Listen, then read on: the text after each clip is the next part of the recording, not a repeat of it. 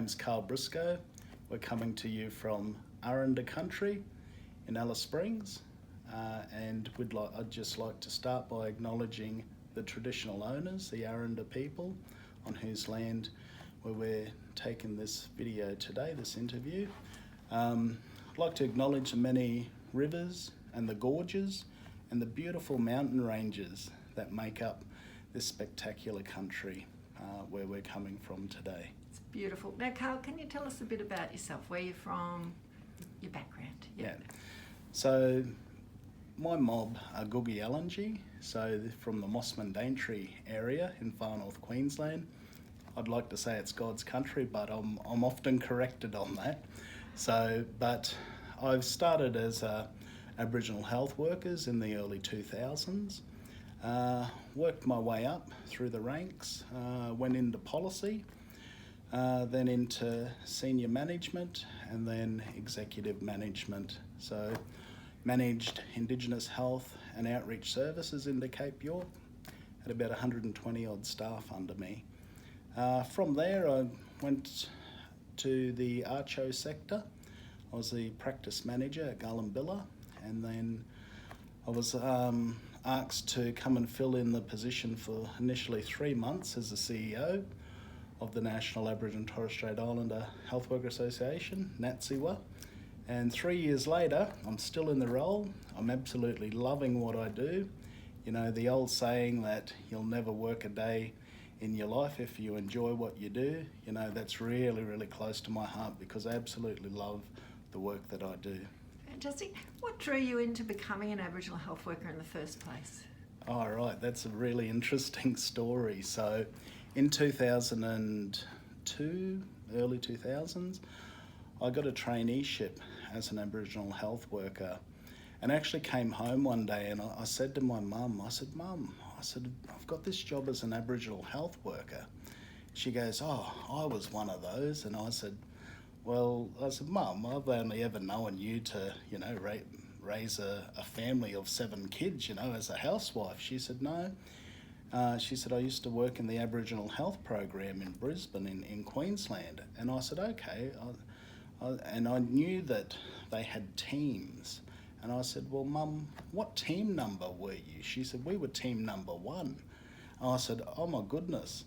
And then she went on to explain that Dr. Musgrave, where Musgrave Park is in Brisbane, that was named after Dr. Musgrave, who started the Aboriginal health program in Queensland. And so they had a doctor, a public health nurse, a clinic nurse, and an Aboriginal health assistant. And the Aboriginal health assistant was my mother. So that was in Cherbourg and the Wide Bay area. That's where she worked. And it was quite interesting, that program, because they did a train-the-trainer model. So they would train team number 2 and then so on. So they would share their knowledge and skills with the other teams throughout Queensland. And the Aboriginal health program later morphed into the community health as what we see today within the Queensland Health Department.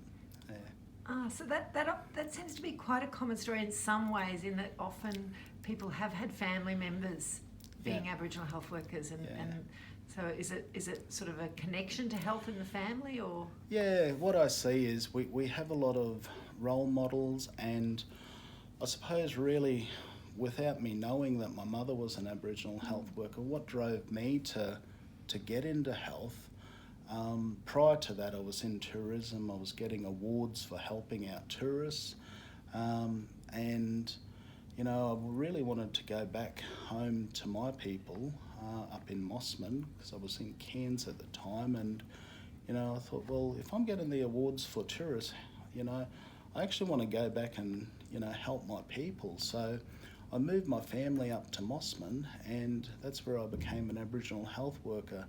You know, we've had personal experiences. You know, my mother was on dialysis. We saw, you know, even uncles and aunties. They've suffered from a lot of chronic diseases and illnesses.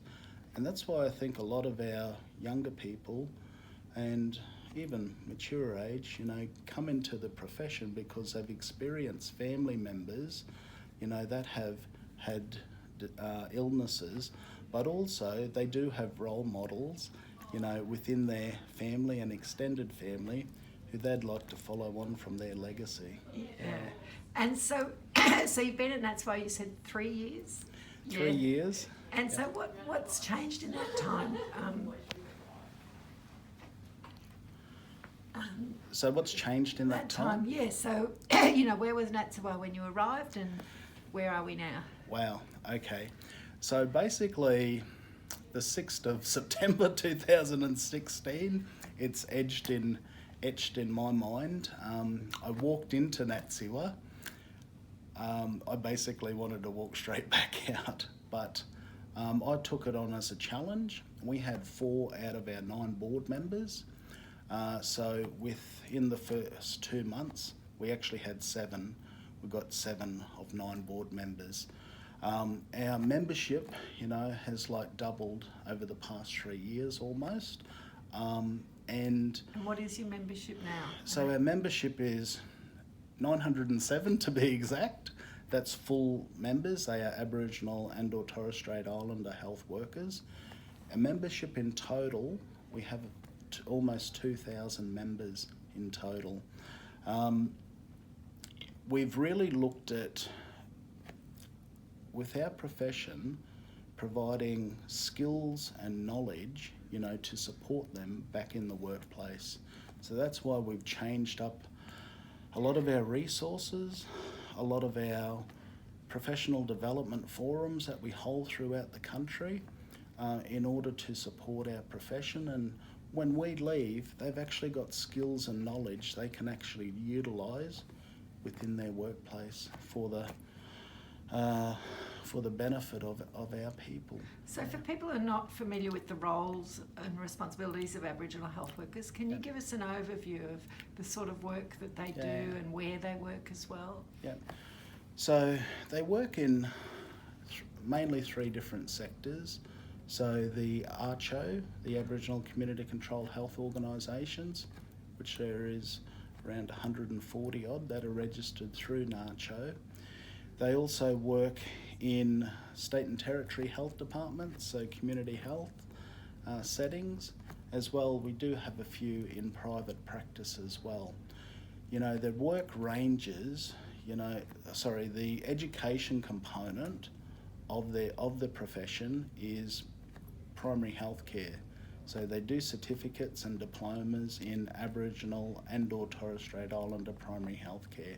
So when they see the work settings that they work in, some may work in a hospital setting, you know, on a ward, but the lens that they put over our people is a primary health lens. You know, so the extended family, they really take into consideration, you know, the extended family being informed of what's the issue with the particular client. In terms of the discharging, you know, they're making sure that they're connected either to the ACHO or private practice or where within that community.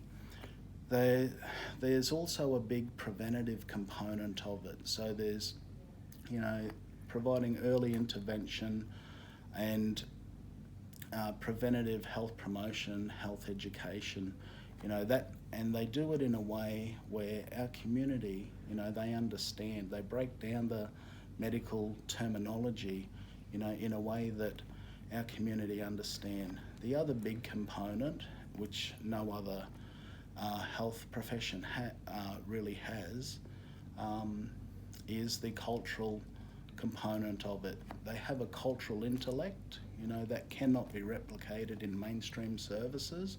So they do take into account, you know, the cultural obligations and their cultural loads that our community have and has had, you know, for many thousands of years. And you made the point yesterday that internationally this is a unique health workforce. Can you explain a bit about that and tell us also, you know, what interest there is around the world in this workforce? Yeah.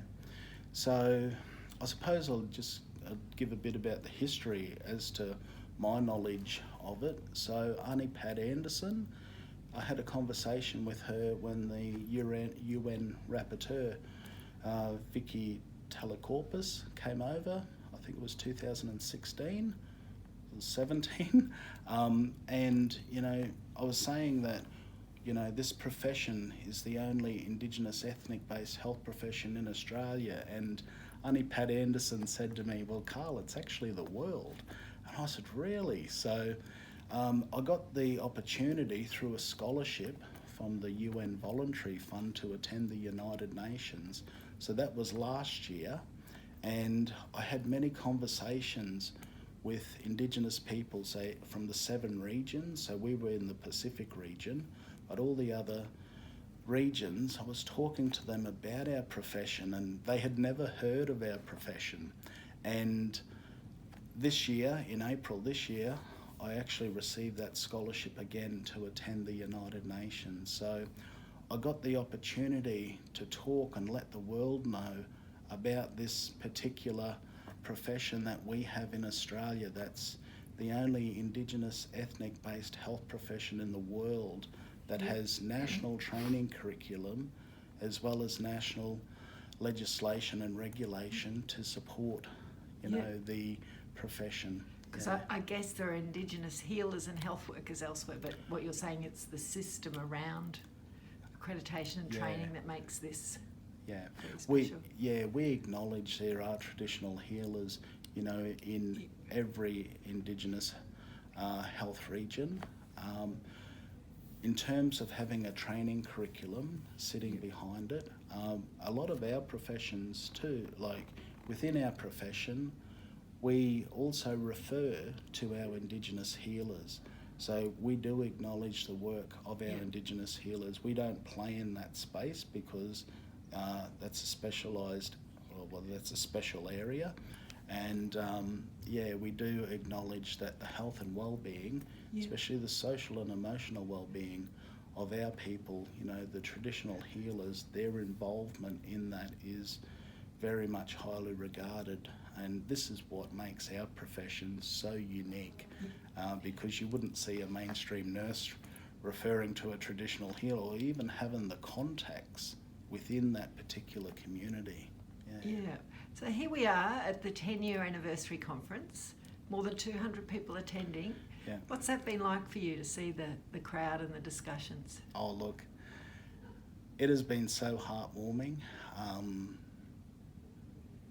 I suppose, you know, I really acknowledge like the history, you know, of this profession, where it's come from, and it was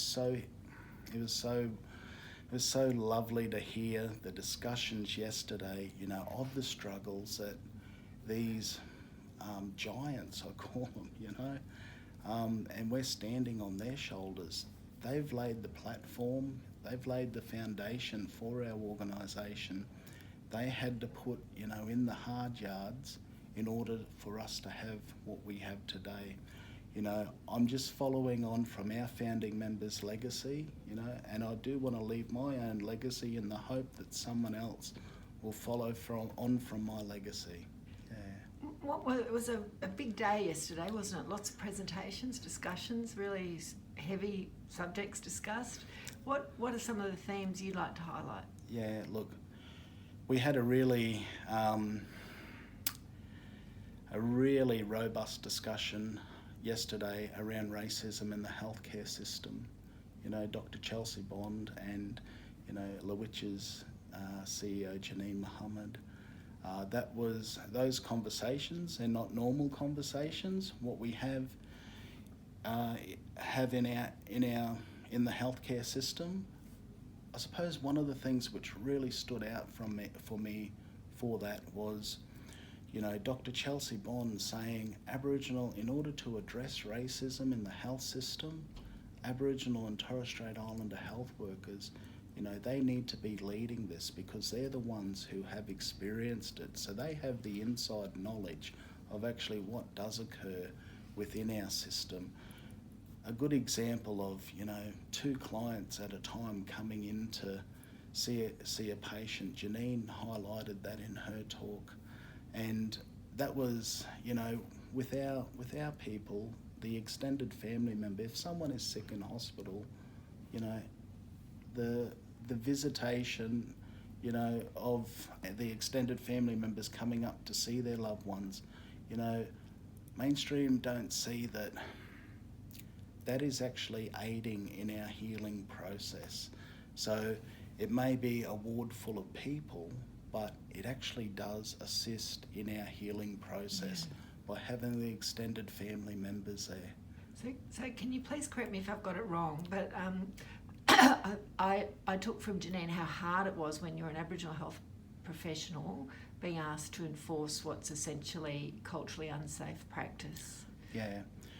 Is that, you know, that was an example of that in a way. Is it? It was an example, and I suppose, you know, she also went on to say, like, we're 3% of the 97%, you know, and yes, a lot of our workforce, you know, they fight hard to change policies and procedures, you know, in order to make it culturally safe for our people when they're accessing the healthcare services. And we do see a lot of times, you know, our people, there is a lot of burnout because they can only, they're fighting against a system which actually is the dominant system that doesn't acknowledge, you know, our cultural safety or the cultural safety of our clients when they access the health services. So I know, you know, the point that the 97% need to step up, but what would you like to see? How can Aboriginal health workers, you know, because Chelsea was saying, you know, essentially lead this charge, how would you like to see them doing that, or what are the opportunities for that? Yeah, I suppose for me, the recognition of our profession, it's been in every strategic plan within NATSIHWA. And I go to many conferences in order to engage with health departments and different organisations. What I see, you know, they put up how many Aboriginal nurses, how many Aboriginal doctors, how many Aboriginal allied health professions. But they don't put up how many Aboriginal health workers or Aboriginal Torres Strait Islander health practitioners. They don't put those statistics up. At the conference, they actually talk about, a lot of the times, the value of this particular profession within their organisation, but they don't give them a platform to actually acknowledge that, yes, we do have this many Aboriginal and Torres Strait Islander health workers and health practitioners. You know, a part of our job at NATSIHWA too is raising the profile of our profession. Yep. And I think that's really bringing us on par or even greater stead with the other health professions, you know, goes in some way to actually making some change within the health sector, you know, in order, it comes back to cultural safety as well. So say, you know, a health service manager or a health professional or a health journal editor is watching this interview. What are things that they can do working in mainstream health to, you know, increase that recognition and respect for Aboriginal health workers? Yeah, I suppose, you know, next time when they're giving a presentation, you know, you've got the numbers of Aboriginal and Torres Strait Islander health workers and health practitioners. Put that up on the screen with the Aboriginal, Torres Strait Islander doctors, nurses and allied health. You know, bring us into the fold, you know. We're not something that, you know, should be kept in the background. You know, give us a platform and say, yes, we have talked about this profession and we value it, and this is how many we have within our sector, you know, and that goes some way, I think, you know, in terms of mainstream services to actually acknowledge this profession. But also, you know, if they're really serious about addressing cultural safety, you know, it's actually, and going on what Chelsea said, you know, bringing them in, having the conversation in order to address racism within the health sector, to actually get their point of view, get their experiences, you know, and get their knowledge and understanding of what should be done in order to make the health system culturally safe, and giving them a lead role and supporting them within that lead role as well. So a final question.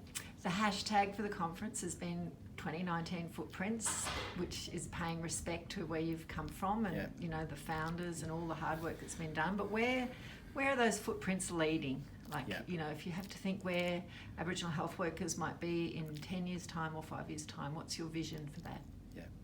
So my vision for the Aboriginal Torres Strait Islander health worker and practitioner in 10 years' time is actually leading health services, you know, so especially like in our regional and remote communities where there's not too many staff, you know, you actually have these professions leading the industry. As CEOs? As CEOs, middle management, you know, but also, you know, we're starting to see, we're at the cusp of research of PhDs done on this profession. To my knowledge, I only know of one PhD that has been done on this profession. You know, it was by a non-Indigenous person. I will say he was very culturally respectful, and he acknowledged the work of our health workers, but he also undertook the reciprocity, so giving back, you know, to what he had actually uncovered within his research. I think, unlike other health professions, we don't have a mainstream equivalent. We are the mainstream equivalent NATSIHWA. And that's why I think research, in order to get an evidence base behind our profession, you know, that will be so helpful, and in order to take this profession into the future. You know, we're starting to see nunkeries, a bit of research come out of the work that they're doing in order to bring blood pressures into normal ranges, you know. And we know as an Aboriginal and Torres Strait Islander person that our traditional healers, you know, that they actually do have this particular piece of expertise. You know, mainstream is just catching up and cottoning on to that. And with our particular workforce, having an evidence base to support it will just assist us in growing the workforce into the future, not just in Australia. And my vision is, you know, to make this go global and have an international network of Aboriginal or Indigenous health workers throughout the world. Thank you very much for your time, and also for enabling us to be at your conference. Not a problem. Thank you very much.